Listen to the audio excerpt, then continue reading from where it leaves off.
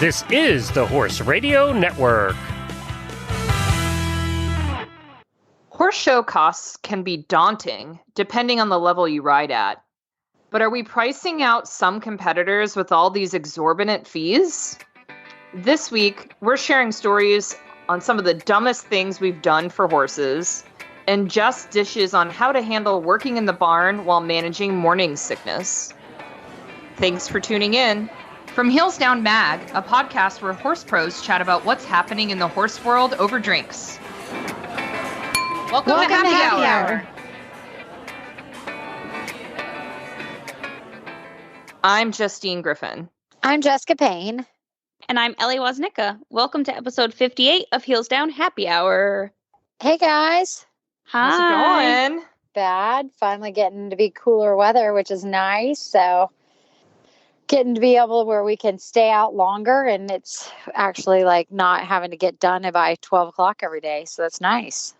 I know, actually, your pictures from Tryon over this last week, I know you guys were out there, like, it actually looked like you had fall colors in the trees and stuff, and I was very jealous. I know. We're starting to get, like, seasons and everything. It's so nice. You guys are like a month behind, but that's all right. No, we're catching up. Hopefully not too fast. We like to keep it this way, so... Well, this episode is brought to you guys by Wall, and this week we're going to kind of talk about Wall's Cromando lithium clippers, and these are a 5-in-1 adjustable blade, and basically it combines the power and durability with a lithium ion battery. And I got to tell you, these are some of the best clippers we have. They're lightweight, they're cordless. You can basically go and charge them. You can use them for like 90 minutes of runtime, and they work. We bring these clippers in our like kind of medicine box with us, and it's so easy. Like they've got different guards, you can do everything else. And we have a similar pair that actually Doug uses for himself. He like stole so many times from Courtney that he loves his Wall clippers. So we had to buy him a pair specifically for him so that he could use as like his, for his face, for actually Doug's face. So he uses the Wall horse clippers for his face. Yes. Wow. So we use the Wall horse clippers, the bigger set, not this set that I was just talking about, but we have the bigger set that Courtney would have to tell you exactly which ones. But we have the Wall set that we use that aren't cordless that we can clip their bodies with. And then we wanted something that was cordless that we could stick in the medicine box and it would stay charged, and we could just kind of touch up their bridle pass, their muzzles, their ears, everything else. And so one day Doug forgot his razor or his own like clippers. And so he started using Courtney's. And so Courtney's like, and he's like, these are amazing. I really like them. So we had to buy him some. Oh my gosh, that's hilarious. Well, so, that's a pretty good endorsement. We're not even sponsored by Wall. So this episode is brought to you guys, but we love our Wall clippers. So come and try them out like we did. And go to visit wallanimal.com. That's WAHLANIMAL.com to get you guys some. So our drink this week is from Mary Ellen in our Facebook group. It's called the Black Widow Smash, which I just appreciate a quality name like that. Very Halloween-y. So you guys will need 8 fresh blackberries plus like a couple more for topping. 1 to 2 teaspoons of fresh rosemary, plus a sprig for serving. Juice from about half a lemon, 1 to 2 teaspoons of honey, 1.5 to 2 ounces of tequila, or mezcal, right? Which we already talked about in a earlier episode. A couple dashes of orange bitters, and sparkling water for topping. So what you guys will do is take a cocktail shaker or like a glass jar, add the blackberries, the rosemary, the lemon juice, and the honey.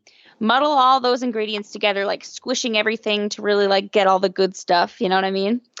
And then you're going to add the tequila and the orange bitters. Then you add ice to your glass, strain the drink over the ice, top the glass with a little more ice, pour the sparkling water over, and gently stir it to get like everything mixed together, and garnish with fresh rosemary. This drink sounds so good, and it would be like a really cute drink to have if you were having like a Halloween party, I feel like. Yeah, that sounds excellent. I like this one a lot. This was a good suggestion. So thank you, Mary Ellen.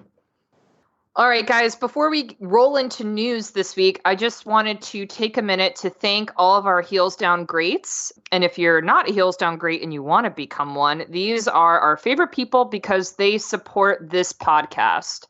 Earlier last month, we launched a campaign for donors to help support Heels Down Happy Hour as we roll into our third year next year, if you can believe it. Can't. And you guys have been really wonderful with your support and being ready and willing to donate. So we just want to thank a few of you. I know for several of you people, I've danced for you, like Ellie, your mom, Joyce. I shake my booty to Gangnam Style for her in my backyard. She was really thrilled with it, honestly. She loved it. I'm glad. My poor husband was like, I told him, like, here are all the songs I have to dance to. And he was like, so you actually get paid to do this? As I'm like, Catherine Becker asked me to dance to Call Me Maybe. And I'm sitting there with my dog in my backyard, and he's just shaking his head, trying to keep the camera still. So, Thanks, really Catherine. Cute. Yeah. And also Sally Teague, I danced to Push It for you. So thanks for that one. But also, I know you guys have done a few shout outs for a couple of our Heels Down greats. Yeah, Sarah Varney, I did a great shout out. It was awesome, but mine were not as nearly as interesting as Justine's. Mine were a lot more PC, but I still appreciate all of you guys that I did shout outs to because I thankfully did not have to dance to any of that. So I appreciate you guys, and I'm going to let the dancing stick with Justine.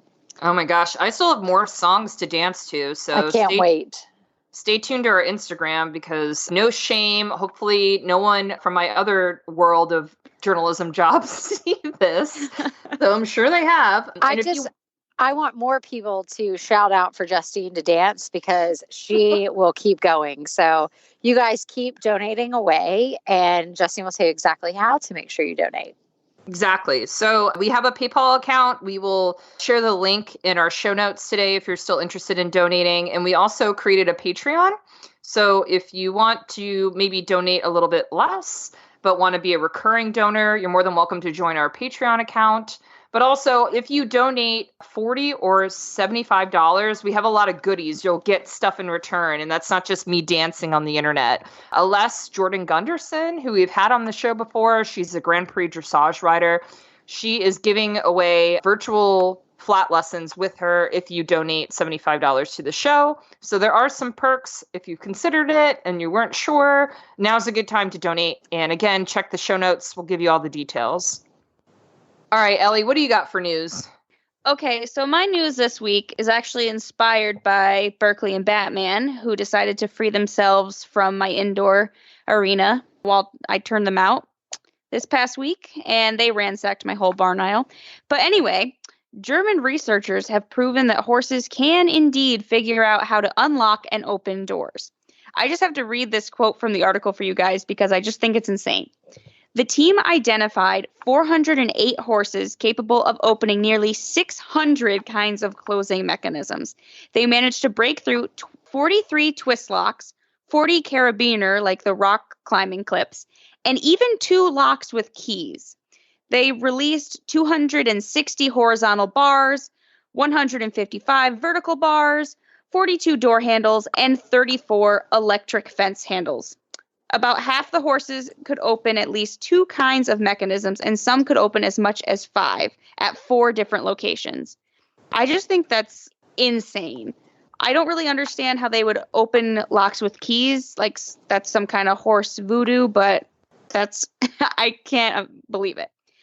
They also said that it was interesting because the horses, like if they were in a stall that like where the condition wasn't really like ideal for them, they found that they would do more unlocking, but tried that like they were less creative with how they tried to get out, I guess, versus like if they were outside with like unlimited grazing ability and out with a group, they would be more creative, but try to get out less. So I thought that was really interesting. And they say it's not the result of like social learning from watching other, Houdini horses. It's by like figuring it out on their own, like watching us do it and then figuring out how to adapt it to to open it with their mouths and their tongues. Wow. I've seen this firsthand. I have naughty horses who can do this too, but it is really interesting to see it from a research perspective. Like, yeah, they're smarter than we think, right? So. Yeah, that's a lot of locks. I don't even know if I could get out of that many locks. Like, no, I definitely couldn't have. And I have thumbs, so I just that's really impressive. What about you, Jess? I have exciting news. The Irish show jump team qualified them for the 2020 Tokyo Olympics, which is really, really exciting because they had one last chance in Barcelona this past weekend. And so basically there was one Olympic spot up for grabs, and they did it. And that's the first time that they've had a qualifying show jump team since Athens in 2004. And so now they obviously don't know who they'll take to the Olympics next year, but they at least have a team that they can go to Japan with. And the other exciting news for Ireland is this is the first time in history Ireland will be representing the Olympic Games with full teams in eventing, dressage, and show jumping. So cheers to them, because I know it's a lot of pressure. You know, Doug just kind of had the same thing with qualifying the U.S. at the Pan Ams. There were only 2 spots there for grabs. So we are really excited that Ireland has now got all 3 disciplines going to the Olympics next year. That's awesome. No, it was really cool to watch them clinch that win. Yeah, it was pretty awesome. Justine, what do you have? So I have a great story. The Queen of England is looking to hire a horse person who will get to train and take care of her horses, and you get to live at Buckingham Palace. Wow. I know, right? So I guess the royal family posted a job ad, essentially, for a new full-time equestrian person who, obviously understands the care needs and some training needs for her wide-ranging number of horses. And, I was just in London. I was just in at the Buckingham Palace over the summer. And, we watched some of the, ceremony proceedings that happen there regularly. And it is amazing how many horses they have in the city. It's just, she has a ton of horses. So this job, you would actually get to live at Buckingham Palace for free. That comes as a perk of the job. And you would make about £22,400 a year. I don't know if that's a livable wage in London. I feel like London's a pretty expensive city, but I guess if you're living there for free. And so they posted the job in September. Job is still open until October 10th. And yeah, they want somebody who has some yard working experience and obviously can be a rider as well. So if you want to work for the Queen and care for her beautiful horses and live at Buckingham Palace, you can apply. If you don't already subscribe to the Heels Down Brief, Heels Down Mag's daily email newsletter, you really should. It's the one email news blast that puts horses first 24/7. We share all kinds of great news, especially all the articles we write at heelsdownmag.com, but then anything from culture to health to weird science to all kinds of strange but interesting cultural pieces. It's a really great email to start your day with. You'll feel like you're ready to take on happy hour and have really interesting factoids to share with your coworkers. And so you should sign up by going to bit.ly/hdbrief. So I wanted to talk to you guys about this bag that I just got. It's an Oak Barton Chrome handbag. And I got the shoulder bag that is so stinking cute. Like, it is the perfect size, stick just the necessities of your wallet, your phone, and your keys kind of in it, for a night out. But the leather on it, have you guys seen this? It's amazing. Oh, it's beautiful. I got one too. Ellie, you got one, right? Yes, I have one. Yes, I have the dark Havana brown one. It's so nice. Oh, it's so pretty. It's beautiful. It smells so good too. Yeah. It smells like a saddle, like a brand new saddle. I like having that smell with me. It's like a security comfort. But just I love with it the too. lining, with the attention to detail between the magnetic stirrup clasp, and I love the fabric that's in the inside, like the herringbone fabric. So I think it's precious, and it's such a good looking bag. It really is, but it's not overly flashy, right? Because I'm not someone who wants No. like a very flashy bag, but it's very equestrian themed, like you said. Like even the attention to detail on the buckles of the strap, mimic a bridle. And I've gotten a ton of compliments everywhere I've brought it. I'm going to a wedding in Atlanta this weekend, and it matches. I got the navy bag. It's like a navy colored Oh, leather. that'd be really pretty. Yeah. And with like the gold accents on it, and it matches this dress I'm wearing for this wedding, and it's just perfect for like a wedding, like you said, like a night out, because it will hold my wallet, it'll hold my phone and my keys, but then it's not a big bag that I'm lugging around at an event like a wedding. But it's beautiful. It like even the stitching on it, everything about it is just it's a really nice gift. You know what I mean? If you're looking for a gift for like, because Right. my mom's not an equestrian, but she saw the bag and she was like, wow, that's a really nice bag. Like she even commented on it, like she would use it. Huh. So Yeah, it's that's really what I like about it. It's like just the right amount of horsey. It's not like over the top horsey. Like horse people will get it, but even like other people will still like it, Mm-hmm.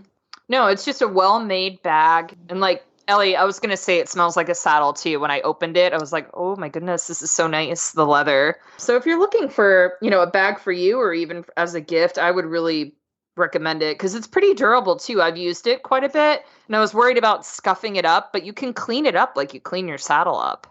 You can Yeah, and it's made with that like top grain leather, which like looks even more beautiful as it's worn.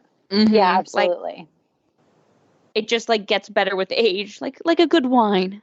Exactly. Yeah, it's a beautiful bag. So if you're in the market for one, you can check them out at Oak Bark, which is OAKBARK, and Chrome CHROME.com. All right, guys. So I'm really excited to introduce our next guest. Erin Gilmore is a photojournalist and journalist who has covered some of the biggest events in equestrian sports across the globe. Erin is a hunter jumper rider based in Northern Virginia, and if you recognize her byline, that's because she's a regular contributor at Heelstown Mag. Welcome, Erin. Thank you. Thanks so much for having me. So a few of the last articles you've written for us focus really drilling down on how expensive it is to horse show, just generally. If you want to go to a rated show, you're going to drop like $2,000 for a weekend. And can you talk a little bit more about your experience? Do you feel horse shows are becoming too expensive? Yes, they've been too expensive for a long time, for as long as I've been riding, but I've always ridden on a budget, and especially now as an adult responsible for my own income, my own horse, I think I feel it even more. And horse showing has become more expensive. I don't really know when it started becoming the way it is today, but we can look at now our American system of A-circuit showing as $2,000, I think is maybe a middle of the road estimate. I kind of just threw that number out there recently, but people are spending way more than that on amateur competition to show for a week with all the fees and then all of the trainer costs and barn costs that they treat as normal now. Yeah, absolutely. So in what you've written for us at Heelstown Mag has been why you've chosen just basically to show at schooling shows. Can you talk more about that? Do you feel like schooling shows are beginning to fill a void? Like, are they kind of marketing to that priced out amateur? Yeah, 100%. And I mean, I saw that with personal experience riding at the schooling show near me all summer long. And I decided to show there and support that show, not only because it was very close to me, but because of the cost. I knew that I am not a person who has access to a full-time trainer or full-time training program. And I know as an amateur rider, I'm realistic about my own ability and my own horse. And I knew I was going to go out there and make mistakes and it wasn't going to be perfect. And I wanted to enjoy it anyway. And I didn't want to be so stressed out about how costly my mistakes were that I couldn't enjoy it, whether it went right or it went wrong. So that kind of desire on a personal level combined with wanting to see this amazing facility, Morven Park, that we have in Leesburg, Virginia, be utilized the best way it can be, it just led me to really try and throw all my support behind that particular schooling show. But when I wrote the article in May, it was so easy to find other examples, similar show series all around the country. And I do feel like it is growing. Is it going to make an impact on a USEF show? Realistically, no, not for a while. Maybe not ever. But for riders like me, it's great to have an option. Well, it's interesting you say that because so we are based in Aiken, South Carolina right now, and we have been year round. And the schooling shows that they have here are amazing. And sometimes they get bigger numbers than even the USEF shows because a lot of the local people come around and they've got money at like the derbies and little like, meet our 20 like classic classes. So we're seeing a lot of like same thing. It's just affordable. And they have at the schooling show here in Aiken, we do a lot in the winter as well. We're actually going to one this weekend at PSJ. It's just great, like to take the babies out, to take the other horses out. We've got people go ride the horses. They can come in for the weekend. Our clients love it, and they don't have to worry about, through the week being there with work. It's always on the weekends. And then same thing, like they've got the finals and everything else with these small shows. So you're seeing a lot of the clients happy to do these schooling shows and taking the event horses over. Some of our event horses go over and you're not having to pay all the fees. Yeah, that's exactly what we experienced here. And our little series is going to grow and be locally recognized next year and have more rings because there was that simple demand for it. Okay, so this is more of an observation than a question for anybody, but going off of what you're describing, Erin, and even Jess, what you just described, what you're seeing in Aiken, as someone who's an amateur rider, I have a off the track thoroughbred and he's a hunter and he's a competitive hunter at the schooling level. But, I bought this horse on a budget. My goal would be to show him at a rated show one day, but, I'm not someone who's going to be able to afford that all the time. Right. So do you, what is that in between market, someone who clearly has the funds to own a horse and campaign a horse, but not campaign at that level? Like Jess, as a trainer, how do you find horse show circuits that kind of fit the budget and are still competitive, but aren't at that out of reach level, like what we're talking about? I mean, for me, we just basically go and customize it to the particular person. So like we said, like we'll go to these schooling shows and do those. And then if the horse needs a bit more atmosphere, we'll go to the one show. Like maybe you just pick and choose kind of what USEF show or whatever else we do, or we kind of stick to the schooling or school them at different venues. Like it kind of basically just depends on what the person wants. And maybe it's, they go hard for a month and then they are light for a couple months, so it just kind of, maybe then they go board the horse and it's not, because most of ours are in full training. So we kind of customize that. Maybe someone comes in for a month or two and we hit the show circuit hard and then they go and train on it at home for a bit and then it kind of minimizes cost. So Erin, what do you think that like everything that we've been talking about, like what does that mean for the talent pool, I guess, of rising, young equestrian men and women? It's a trend that most of the younger talent come from rich parents or parents who used to ride. Do you think with the way that the shows are priced right now that a hardworking student from a less affluent background can aspire to be a top show jumper? Like, can we expect another Eric Lamaze story, or is that kind of out of the picture right now? See, this is the part where I don't want to seem bitter or jaded. And I feel like it's ironic because the most passionate people who work the hardest with their own horses and look up to the top of the sport and follow the top of the sport as fans are the least likely to ever make it. You're right. We have the children of very wealthy billionaires representing our country now on a regular basis more than a hardworking professional does. I looked at the Nations Cup selection for Hickstead this year, and it was 3 riders under 25, none of whom have ever held a job but have their own barns because they're fully funded by their families, along with 1 professional who's been working in the sport for over 40 years. And that is our U.S. equestrian team pattern in show jumping. It's not really like that in eventing. It's not so much like that in dressage. This is unique to show jumping. So the hardworking professional who wants to someday get up there has a harder chance than ever. Maybe a more realistic question is, does the young professional who wants to excel have a chance to show nationally or compete and make money at a national A circuit level? I think there's maybe a little more wiggle room in that. I have friends who are professionals or own their own businesses, and I see them being more inclusive to the people who need a leg up and want to learn and want to step into their shoes.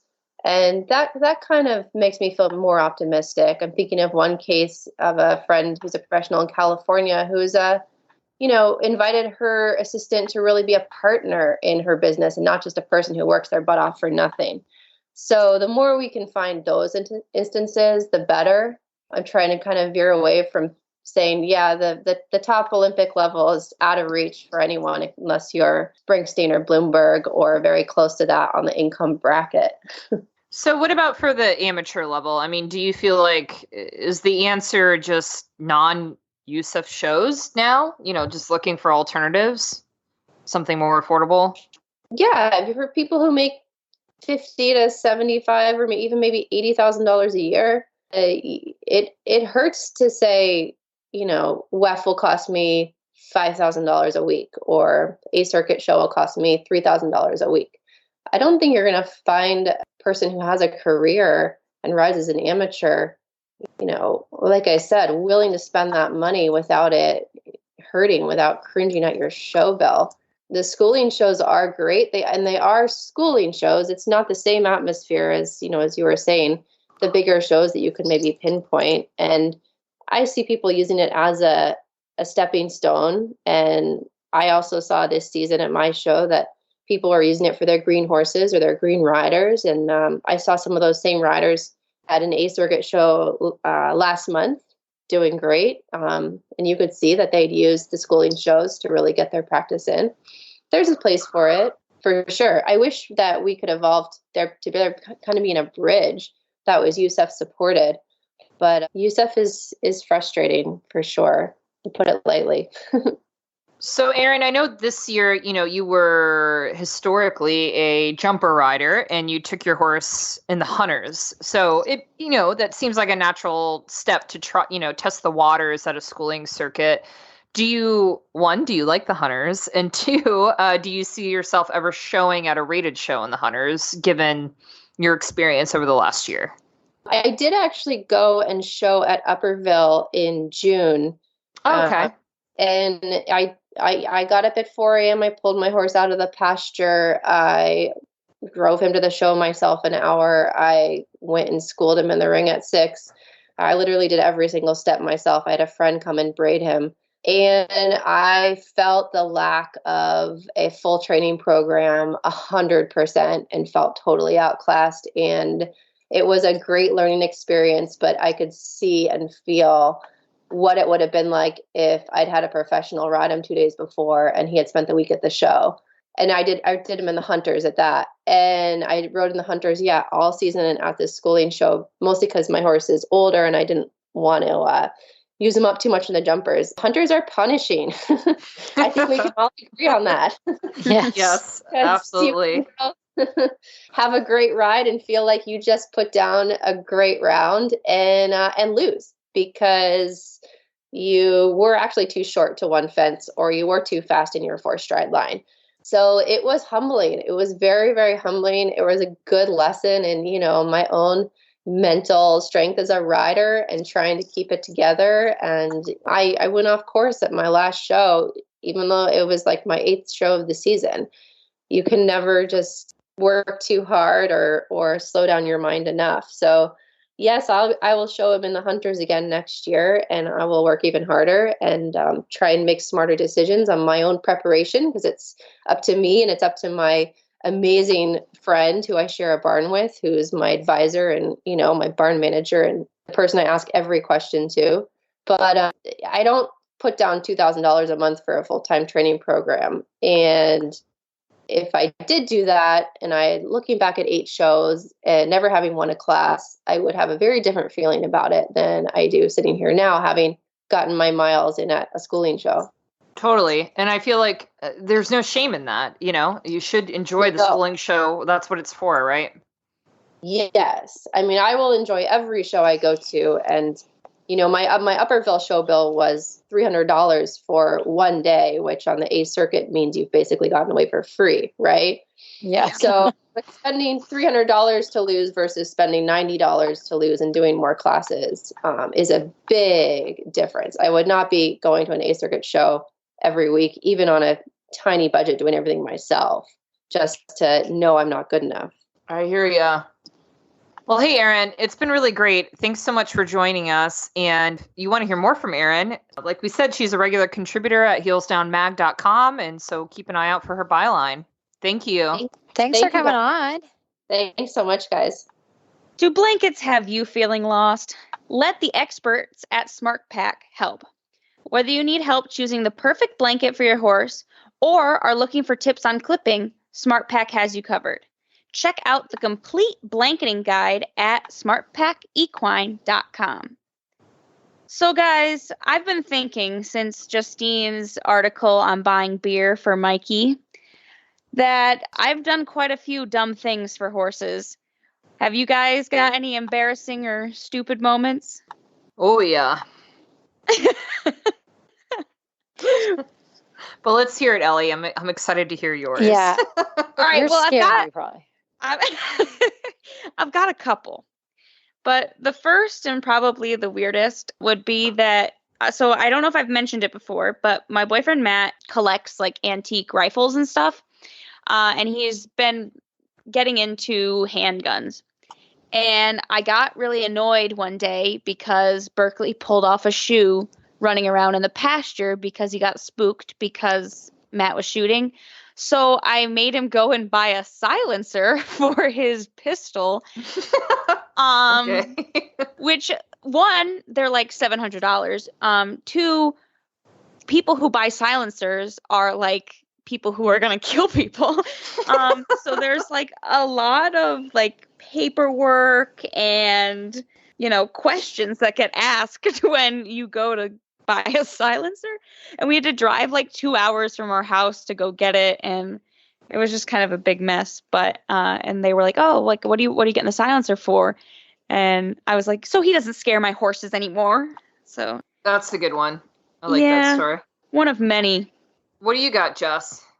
So, I mean, I haven't particularly, I'm sure I've done a lot of stupid things, but I was trying to talk to Doug the other day and I was like, basically we always joke because horses, you'll get there and most of the time they're like big heartbreakers, right? Like you're trying to get them ready for a big show and then they blow an abscess or something else. So they're very humbling animals. So every time I feel like that's kind of, the dumb is that we put in our trust to them that we're going to get them to the top and everything else. And then they decide to show us differently. But I was talking to Doug and I was like, what's stupid that we've done with the horses and everything. And he goes, the fact that we thought that we could make a really a good living off this, that was pretty dumb. All right. Very true. Touche. That's very impressive. But I don't know. I mean, I think overall, I'm pretty sure we drive up and down the East Coast and we, give it all because we love them so much. So I think that in itself is kind of, special that we, no one in the real world understands what we do for they don't understand why we do all of this for the horses. And it's because we truly love them and we love the sport. So I think, because we're passionate about it, I think in this sense, that's probably pretty special in itself. Good point. Nice humbling moment there. Right? Well, they make us really humble. All right, Ellie, I want to hear some more because it sounds like you got a few. What else you got? All right. Well, I've got another good one. And I don't know if I think I've mentioned it before, but so at a place I was boarding, Berkeley was really unhappy. And he's the chillest. I mean, he's half Clydesdales for God's sake. So he's super go with the flow. Let me eat my food and sleep and poop. That's all I want. So I was boarding in a facility and he was a wreck. Like, he was throwing himself into walls. He was like pawing really bad. He lost 50 pounds in the span of like 2 months. And I was like treating him for ulcers. I tried like Sozen. I tried like herbal stuff, and nothing was working. And so I called an animal psychic to talk to my horse to figure out what was wrong with him. She was pretty cool, though. Pretty legit. She was on Animal Planet, so I think that gives you credibility. So yeah, I called an animal psychic, and I bring it up a lot in conversation with normal people, like non-horse people. And it really embarrasses Matt that I tell him that because I told Matt, I was like, I will get you can talk to Nemo. And he's like, I have no desire to know what he has to say. I was like, this is not happening. Okay. Oh my But gosh. what about you, Justine? I feel like there's more than just buying beer for Mikey. Well, I've also enlisted the help of an animal communicator. We had a whole episode about that, Ellie, actually. Yeah. But I know I think I've talked about this before, or at least alluded to it. But when I was horseless after high school and in college, and immediately after, I would peruse Craigslist ads to look for opportunities to ride, because I was just a broke newspaper reporter. I had no money to afford a horse, and I was just lugging around my saddle in an old tack trunk every new city I moved to when I got a new job. And so, yeah, literally, like, to get my horse fix, I would respond to those really terrible Craigslist ads that were like, in search of experienced horseback rider for half broke whatever the F backyard horse. And so I would respond to those, then have a dialogue or phone conversation with this person, then drive out to the middle of freaking nowhere and like pray to God that I was not going to be like chopped up into little pieces and buried in someone's backyard. And then once I got past that point, we're like, okay, this person's not going to murder me in their, middle of nowhere property. Will I die trying to ride this crazy horse that they're looking for somebody to put miles on? I did that for years, like literally years, like 4 years of my life. That's how I rode horses. And I'm alive and I survived to tell you, please don't ever do that. Like, seriously, just don't ever do it. No, I still can't believe you've told this story before, and I still can't believe you didn't get murdered off Craigslist going there. Me too. There are a few farms that I can, or like not farms, like just a horse living in someone's backyard that I can remember showing up to as like a 20-something-year-old and going, this is fine. I'm sure it's fine. No, it's really not. But, I've been lucky where it actually led to some good opportunities for me too. So you had to put up with the crazy, I think, a little bit to find the gem in those situations. But hey, so Holly Payne, my sister-in-law, would buy horses sight unseen off YouTube. And one of them was, oh God. And one of them was Fox, her like 5-star horse. Wow. She bought Fox off of a YouTube video. They were swimming him in, she'll have to correct me if I'm wrong, I think they were swimming him in a pond or something. And she bought him. Wow, that's amazing. I mean, but that could have gone so terribly wrong, right? Oh, 100% could have gone wrong. So, I mean, and some of them did. So I still don't recommend you buy videos sight unseen off YouTube, but like, you're probably not going to get it. But yeah, it's been special. So that's definitely a moment that we won't forget. So when this story published on heelsdownmag.com, I asked, our listeners in our Facebook group, like, hey, do you guys have any dumb stories? And that thread is pretty funny. So if you're in the Facebook group, which is the Heels Down Happy Hour Podcast Lounge, you should really look them up because there are a few that I really, really laughed at, especially this one. I'm just going to read it very quickly that says, I've also carried poop around in the city in my purse for a week before remembering I never mailed it for testing. And of course, I had to go back to the barn for more poop because it was too old at that point. So sad. Yeah. So there are a lot of really good stories like that. Relatable ones, really silly ones that will make you go, oh my God. So definitely read those if you are in our Facebook group. All right, guys, it's time for Rose and Thorn. I actually have mine, so I have mine. Okay, why don't you go so first? You can Jess? go. No, you go. You go. Okay. All right, well, I'll start with my rose because it has to do with your husband, actually. Oh, Jess. no. Oh, gosh. What happened now? So you called me out of the blue. Oh. And I don't remember what it was about. I just remember I was driving and we were, Doug was mad because we took all of these photos of our Soap for Dirty Equestrians in my bathroom. And I staged them around a bathtub and we used Tick Maynard's book. In the middle are the horsemen. You know, it's like, hey, when you take a bath, when you're using soap, you're reading a book, that kind of thing. And Doug was upset with me that I didn't highlight his book. He literally sent me a picture and said, who took this picture? Why is it not my book? Like I was like, I'm sure it's Justine. I'll talk to her at some point. Like, I was like, this is ridiculous. I cannot believe I'm having this conversation right now. And so I was like, well, I mean, you could have taken the picture and you could have uploaded something, but you chose not to. So we were talking about it. And for some reason we were talking about something. And then, that came up. So I was calling you about something different. And then, then I said, oh, by the way, Doug's mad at you.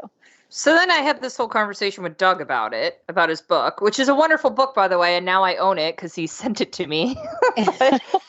But where I'm getting at with this story is it moved on to this point where, did you know Doug's book is in a porno? Ellie, did you know this? It's featured in a porn. What? How? Yes. Okay, I have a lot of questions. All right. So my first question is why. My second is why do you know that? Doug tells everybody this. Yeah. How did Doug find out? Like, how was this? Well, because our friend. Yeah, let me explain. Yeah, you keep going. So the porn is called Unbridled, and it is directed and features Stormy Daniels, a fellow eventer. Ah. And so in a scene, she is reading the book, and I have a photo of it that was sent to me that I'll send to you, Ellie. So that is my rose, was learning that, one, Doug was mad at me, and two, that his book's been featured in a porn. So, and now you have the book. And now I have the book. Thank you, Doug. Oh my gosh. I think that's a happy hour first that we've talked about porn on the show. I think so. Yes. So anyways, my rose is a much sadder story. So you guys know I have backyard chickens. One of our chickens got attacked. Her name is Nancy. She's hanging in there. She's doing okay. But right now she's living in a dog crate in my guest bedroom. And I really hope she pulls through. So I've been literally just before we started taping the podcast today, I was syringing water in her mouth. My poor chicken. I hope she makes it. So that's sad.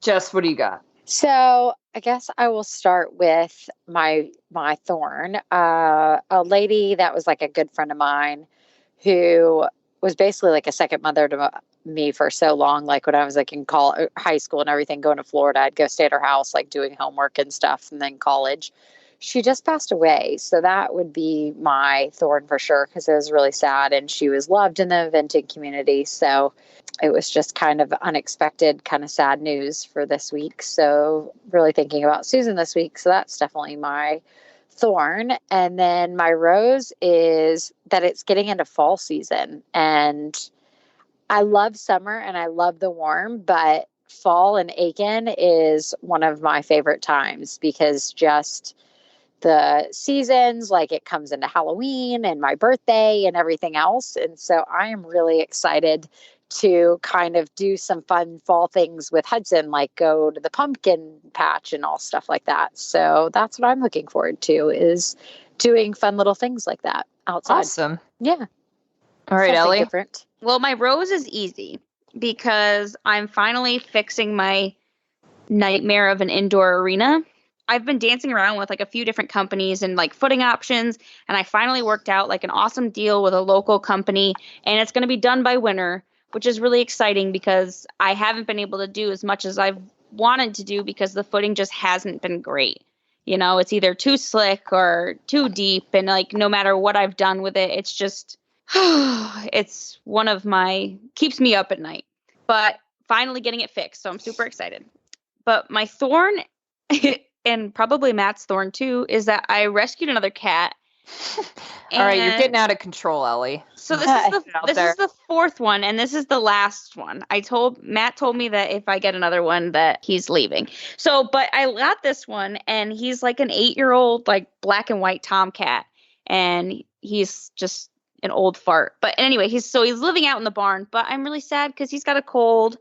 So he needs like oral meds every 12 hours. So luckily he's not like really feral because that would be bad. But it's just kind of annoying to do. So that would be my thorn. My thorn, definitely a thorn. So we're really excited to feature a local tack shop in the episode today. Toll Booth Saddle Shop is a second generation family business run by a small group of women, and they've been in business since 1974. They are a primarily English tack shop, but they do have some Western items available. So if you're in the East Hampton area of New Jersey, you should check them out. They carry apparel, tack, and all horse care necessities, as well as a bunch of fun gift items. You could check them out by going to shop.tollboothsaddle.com. And Toll Booth is TOLL, Booth, BOOTH, saddle.com. All right, Jess, so we have a mailbag that I think only you can talk about because you're the only one of us that have brought life into this world from your body. So, Amanda. That was the worst way to word that. That's what I was thinking, but we're going to go with it. We're going to go with it. Can you tell I never want to be pregnant? No, just a little. Not at all. A touch. I missed that. Amanda from our Facebook group wants to know. She's pregnant. She says morning sickness, and let's face it, usually all day long sickness for her, and barn chores and teaching lessons. How do you handle it? She's about 8 weeks pregnant now. She runs her own boarding and lesson facility. And though some days she feels totally fine, there are definitely days where the struggle is real, where she's had to cancel lessons, she can barely help with stalls, and she just overall feels miserable. So, Jess, as someone who's had one baby and is expecting another one, I guess, do you get morning sickness? How do you handle the long days in the barn?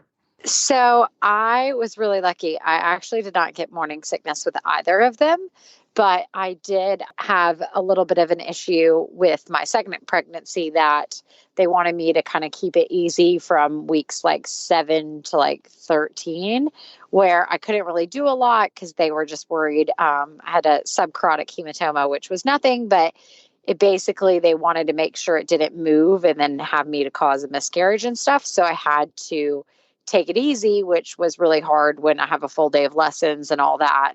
And, I was riding with Hudson much past 7 weeks. So I had to actually give up riding at 7 weeks. So it was quite an adjustment for us to kind of me go and expect I could ride to not. So I think with the morning sickness, there's things that, I've heard for some of my friends, they eat crackers or they do things that they eat a lot of small meals to kind of maybe make the morning sickness not last as long.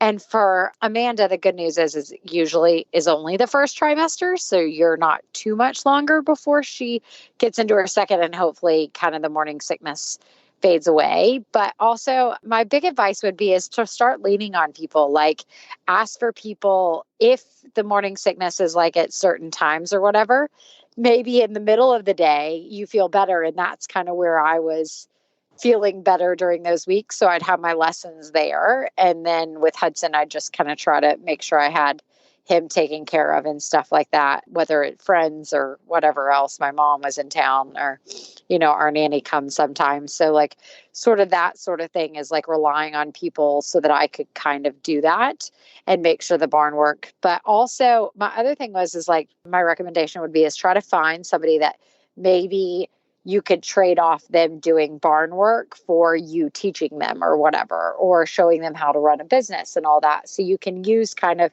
your tools and what you're really good at kind of as a trade-off, so that maybe you're not doing all the stalls and everything. Because maybe if you take it a little easier, if it's possible, maybe you'll start to feel a little better. And then, you can trade off in the end, and it's kind of a win-win for everybody. So I think kind of in these times, we've really had to rely on our team and everybody to kind of be okay, look, I can't do it all anymore. So I had to kind of figure out a new way, if that makes sense. Yeah, I'm sure it's got to be hard to ask for help when you're an independent, self-starter person. But that sounds like a natural time when, hey, you got to ask for help, right? Yeah. And I mean, and even if it's a small facility, there's always something that they can give and kind of trade off. So maybe it's not like a big barn like ours or whatever else, but people still want to learn and they want to do other things. So like you could trade off even business sense and everything else that somebody might come in and help for a couple hours a day and just return for that. Gotcha. Well, so if you have a question for us and you'd like for us to answer it on air, you could send us an email at hello@heelsdownmedia.com, or again, you can join our Facebook group, which is the Heels Down Happy Hour Podcast Lounge.